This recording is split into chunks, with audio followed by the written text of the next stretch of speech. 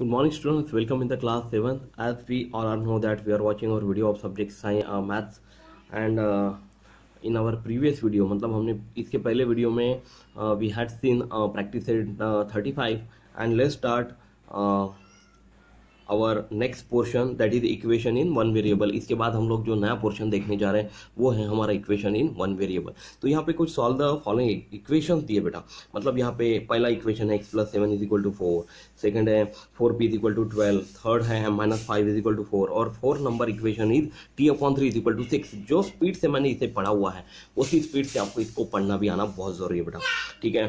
थोड़ा सा रिवाइंड करके इसको जैसे मैंने पढ़ा वो थोड़ा सा और अच्छे से पढ़ के देखिए।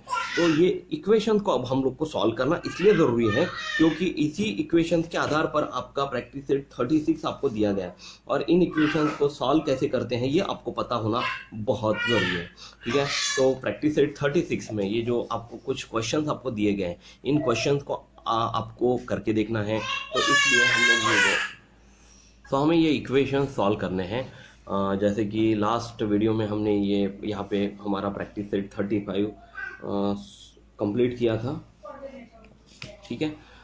तो ये अभी यहाँ पे इसके बाद हम लोग यहाँ पे इक्वेशंस इन वन वेरिएबल लिख लेते हैं, ओके। जो नेक्स्ट पोर्शन है वो है हमारा इक्वेशन इन वन वेरिएबल, मतलब एक ही वेरिएबल के कुछ इक्वेशंस आपको दिए गए हैं बेटा। यहाँ पे इसका यूज इसलिए है, इसको सॉल्व करना इसलिए जरूरी है क्योंकि इन्हीं इक्वेशंस के आधार पर आपको अगले आने वाले क्लासेस में वेरिएबल्स डिपेंड प्रॉब्लम्स आपको सॉल्व करना है।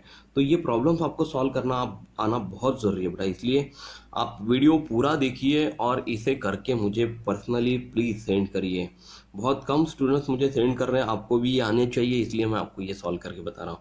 देखिए x+7 इज इक्वल टू 4, ये फर्स्ट क्वेश्चन मैंने लिखा हुआ है। जैसे आपको पता है इक्वेशन जैसे कि वैसे हमने यहाँ पे लिख लेना है। तो therefore x is equal to x, हमें वेरिएबल सॉल्व करते समय, इक्वेशन सॉल्व करते समय इस वेरिएबल्स को, इस वेरिएबल का आंसर हमें कैलकुलेट करना होता है बेटा। तो यहाँ पे जैसे कि दो साइड में जो दो संख्याएं रखी गई है वो जैसे कि वैसी रहती है, लेकिन इसका जब हम लोग पक्षांतर करते हैं, है ना, तो दूसरे पक्ष में बदलने वाली संख्या का चिन्ह बदल जाता है। यहाँ पे जैसे 4 है वो जैसे कि वैसे ही रहेगा, इज इक्वल टू साइन के सामने, x जैसे कि वैसे ही रहेगा, लेकिन यहाँ पे जो +7 है वो उस पार जाएगा तो ये -7 बन जाता है, और 4 - 7 इसका आंसर होता है बेटा -3, ओके। तो इस तरह से आपको ये इक्वेशन सॉल्व करने हैं, ओके। रिमेनिंग इसका जो सेकंड क्वेश्चन है वो हम लोग इसके बाजू में ही यहाँ पे सॉल्व करते बेटा। वो है 4p इज इक्वल टू 12। तो यहाँ पे सॉल्यूशन मैं लिख रहा हूँ, सॉल्यूशन में क्वेश्चन एज इट इज जैसे कि वैसे ही लिखिए। अब देखिए बेटा 4p इज इक्वल टू 12, ये जो क्वेश्चन है इसमें हम लोग इसे 4 × p इज इक्वल टू 12 भी लिख सकते हैं। तो यहाँ पे भले ही इसमें कोई चिन्ह नहीं दिया गया लेकिन इनविजिबल मल्टीप्लिकेशन इनके अंदर होता है, and therefore p is equal to, अगर हमें वेरिएबल p की वैल्यू कैलकुलेट करनी है तो इसमें क्या होता है कि सामने की संख्या और यहाँ पे मल्टीप्लिकेशन का इन्वर्स क्या होता है, डिवीजन। तो सामने की संख्या बटे बाजू की संख्या, यानी कि 12/4 यहाँ पे इसका आंसर होगा। और 12 को यदि 4 से हमने डिवाइड करे तो यहाँ पे आपका 12 डिवाइड बाय 4 आपका आंसर यहाँ पे आएगा बेटा 3, ओके। तो ये हमारा सेकंड प्रॉब्लम भी हमने यहाँ पे सॉल्व कर लिया है। Let's start question number 3, that is m-5 is equal to 4, okay. तो इसे सॉल्यूशन में लिखेंगे बेटा एज इट इज, क्वेश्चन जैसे कि वैसे लिख लेते हैं, m-5 इज इक्वल टू 4। और अब देयरफॉर इसे सॉल्व करेंगे तो वेरिएबल m की वैल्यू हमें यहाँ पे कैलकुलेट करनी है। तो जब इसका पक्षांतर हम लोग करते हैं, ठीक है ना, तो यहाँ पे 4 जो है उधर की वैल्यू जैसे कि वैसी रहेंगी, लेकिन ये -5 जो है वो उस साइड चला जाता है, तो यहाँ पे क्या बन जाता है, ये +5, और 4 + 5 यानी कि 9, यानी कि आपका answer m is equal to यहाँ पे क्या आएगा, 9 आएगा, ओके। और अब हम लोग चलते हैं हमारे फोर्थ क्वेश्चन की तरफ, वो है बेटा t/3 इज इक्वल टू 6, ठीक है। अब इसे भी हम लोग किस तरह से सॉल्व करेंगे, तो आपको पता है कि क्वेश्चन जैसे कि वैसे हम लोग लिख लेते हैं। तो t/3 इज इक्वल टू 6 ये क्वेश्चन मैंने लिख लिया, और इसे लिख लेने के बाद अब आपको देयरफॉर चिन्ह देना है। देयरफॉर साइन देने के बाद यहाँ पे देखिए 6 और यहाँ पे /1 हम लोग अपने मन से यहाँ पे दे सकते हैं कि 6/1 दैट इज इक्वल टू 6 ही होता है। अब यहाँ पे मान लीजिए कि अगर हमने यहाँ पे क्रॉस मल्टीप्लीकेशन किया तो क्या होगा कि t इंटू 1 होगा, t into 1 is equal to क्या होगा बेटा 3 इंटू 6 होगा, ठीक है। t into 1 is equal to 6 into 3 and therefore t into 1 क्या होता है, t होता है, और 3 इंटू 6 क्या होता है बेटा 18 होता है। और इसलिए डायरेक्टली आप इसे कैलकुलेट कर सकते हैं कि जिसमें आपको t की वैल्यू मिलती है t इज इक्वल टू 18। तो ये जो चारों प्रॉब्लम अभी मैंने देखे हुए हैं, करके बताया आपको, सॉल्व किए हमने, तो सॉल्व करने के बाद आपको ये जो आंसर आपको यहाँ पे मिले हैं वो आपने जिस तरह से इसे सॉल्व किया उसी तरह से आपको इसको सॉल्व करके देखना है बेटा, और अपनी कॉपी में इसको लिख के रखिए। और इसके अलावा यहाँ पे जो बाकी के एग्जांपल्स दिए गए वो मैं आपको सॉल्व करके एक्सप्लेन करके बताता हूँ। जैसे कि 2x plus 2 is equal to 8 था, तो यहाँ पे हमने क्या किया, दोनों साइड में 2 जो है वो माइनस कर लिया, तो ये इक्वेशन से भी 2 माइनस किया, 8 में से भी हमने 2 माइनस किया, तो 2x plus 2 minus 2 is equal to 8 minus 2। तो 2x प्लस 2 माइनस 2 क्या होता है 0, तो यहाँ पे कोई वैल्यू नहीं आई, और 8 माइनस 2 यानी 6 होता है, और 2x इज इक्वल टू 6 जो है, तो x इज इक्वल टू सामने की संख्या बटे बाजू की संख्या बराबर x is equal to 6 upon 2 that is equal to 3। आपको यहाँ पे x का आंसर मिलता है। अब नेक्स्ट इक्वेशन है 3x minus 5 is equal to x minus 17।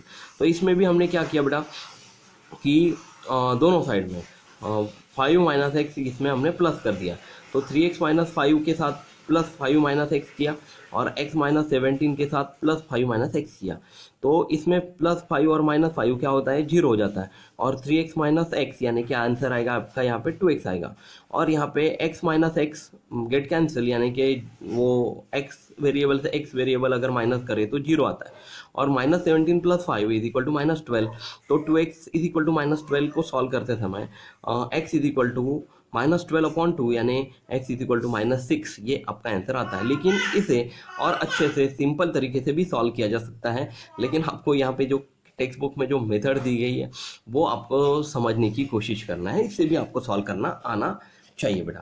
अब हम लोग चलते हैं हमारे नेक्स्ट प्रैक्टिस सेट की तरफ, वो है हमारा प्रैक्टिस सेट 36। ओके, इसके पूर्व ये जो आपको कुछ एग्जांपल्स यहाँ पे सॉल्व करके दिए गए सॉल्व एग्जांपल्स, वो आप सॉल्व करने की जरूर कोशिश कीजिए।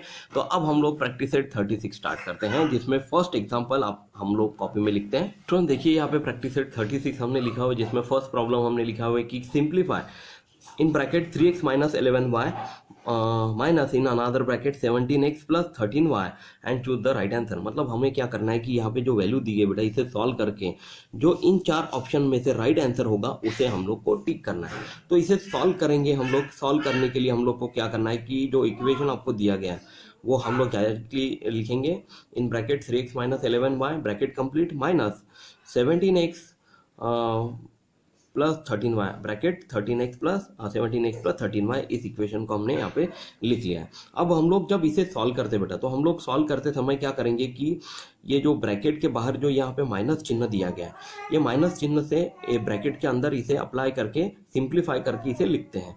तो 3x minus 11y minus into 17x क्या होगा बेटा माइनस 17x, और माइनस इंटू प्लस 13y क्या होगा, माइनस इंटू प्लस होता है माइनस, इसलिए यहाँ पे आएगा माइनस 13y। तो इस तरह से इसे हमने बहुत अच्छे से सिंप्लीफाई कर लिया है। ठीक है, ब्रैकेट जो है वो हमने हटा दिए हैं। ब्रैकेट हट जाने के बाद अब हम लोग क्या करेंगे कि x वेरिएबल कंटेनिंग नंबर एक दूसरे के पास लेके आ जाते हैं, और y वेरिएबल कंटेनिंग नंबर्स एक दूसरे के पास लेके आ जाते हैं। तो यहाँ पे आपका आंसर आएगा 3x माइनस 17x। ओके, अब बचा हुआ ये जो माइनस 11y है वो माइनस 11y बाद में लिखेंगे, इसकी जोड़ी हम लोग यहाँ पे माइनस 13y के साथ कर लेते हैं। ठीक है, अब देखिए बेटा हमें दो यहाँ पे वैल्यूज मिल गई है 3x माइनस 17x और माइनस 11y माइनस 13y। इन दोनों को x के पैटर्न में सॉल्व करेंगे। जैसे कि आपको पता है कि 3x में से 17x गए, तो छोटी संख्या में से बड़ी संख्या नहीं जाती, पर यहाँ पे जैसे आपको सॉल्व करना है तो छोटी संख्या में से बड़ी संख्या निकालनी है। तो 3x माइनस 17x आपका आंसर यहाँ पे क्या आएगा बेटा माइनस 14x। ठीक है, क्योंकि 17 में से 3 गए 14 आता है, 14 आता है, और छोटी संख्या में से बड़ी संख्या माइनस करते समय यहाँ पे माइनस साइन लगेगा, इसलिए माइनस 14x इसका आंसर आएगा। और यहाँ पे देखिए बेटा माइनस 11y और माइनस 13y, तो माइनस माइनस यहाँ पे क्या होती है संख्याओं की प्लस हो जाती है, और minus sign remain as it is, minus चिन्ह जैसे कि वैसे ही रहेगा। तो माइनस 11 माइनस 13 आपका आंसर यहाँ पे आएगा बेटा 25। 4 माइनस 24y, यानी कि आपका आंसर यहाँ पे क्या आ रहा है, -14x माइनस 24y, ये आपका फाइनल आंसर है। बट ये आंसर आपको ये चारों ऑप्शन में से कहीं पे भी नहीं दिख रहा है ना। अब इसे सॉल्व करना है और ये चारों में से कोई ना कोई एक आंसर इसका होना चाहिए। तो ये जो फोर्थ ऑप्शन है वो करेक्ट ऑप्शन है, क्योंकि इसमें से अगर मान लीजिए कि हमने 2 से दोनों संख्याओं को भाग जाता है, तो 2 अगर यहाँ पे हमने कॉमन बाहर निकाला तो -2 इंटू आपका आंसर यहाँ पे आएगा 7x। -2 इंटू 7x क्या होता है, -14x। और यहाँ पे जो माइनस साइन है वो यहाँ पे माइनस साइन बाहर कॉमन लेने की वजह से यहाँ पे प्लस चिन्ह आएगा, और प्लस चिन्ह आने की वजह से 24 डिवाइडेड बाय 2 यानी यहाँ पे आपका आंसर आएगा 12y। तो ये एकदम करेक्ट है। आपको यहाँ पे फोर्थ ऑप्शन यहाँ पे इसका आंसर मिलता है। तो स्टूडेंट, जैसे कि आपने देखा यहाँ पे प्रैक्टिस सेट 36 का हमने फर्स्ट प्रॉब्लम सॉल्व किया हुआ है। मैं चाहता हूँ कि इसके बाद की जो प्रॉब्लम नंबर 2 और 3 हैं, ये दोनों आपको मैं होमवर्क दूँ, और ये दोनों प्रॉब्लम्स आप लोग मुझे सॉल्व करके पर्सनली व्हाट्सएप पे सेंड करें, क्योंकि ये बहुत आसान है और इनमें आपको इक्वेशंस को ही सॉल्व करना है। जैसे कि सेकंड क्वेश्चन में आपको ये दोनों जो वैल्यूज दी गई है इनका प्रोडक्ट कैलकुलेट करना है, यानी कि इस दोनों की हमें मल्टीप्लिकेशन करनी है। और थर्ड प्रॉब्लम में दिए गए अलग अलग क्वेश्चंस, इक्वेशंस को आप लोग को अलग अलग करके सॉल्व करना है, जो कि आपको जो मेथड अभी मैंने वीडियो में बताई है उसी मेथड का यूज़ करके हुए आपको इनको सॉल्व करना है।